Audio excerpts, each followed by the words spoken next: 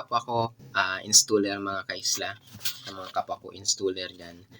Di ba nagbubutas po tayo ng pader, nagbabarina tayo, nagdidrill tayo mga kaisla.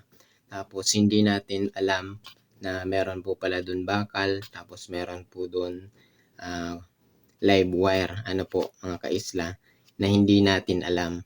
Ngayon, para malaman natin, kailangan po natin ng device na ito. Yan. So po, ito po yung indicator, ano po.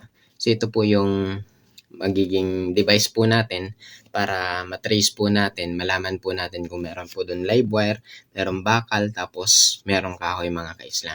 So ito po, buksan ko po. Ito po yung on niya. Meron po siyang switch button dito.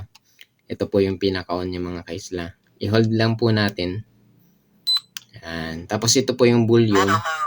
Ito po yung volume niya, negative, tsaka yung positive mga kaisla. Ito yung settings. Ito naman yung sa volume po natin mga kaisla. Tapos, ito naman po yung atin pong pinaka-mode. Ano po? Yung pinaka-mode po natin. Isi-switch lang po natin yan kung alin po yung gusto po natin na malaman. Ano po mga kaisla. So, meron po siyang para sa AC voltage mode. Tapos, ito yung sa gitna, metal mode. Tapos, wood mode. Ganun lang po mga kaisla yung paggamit nito.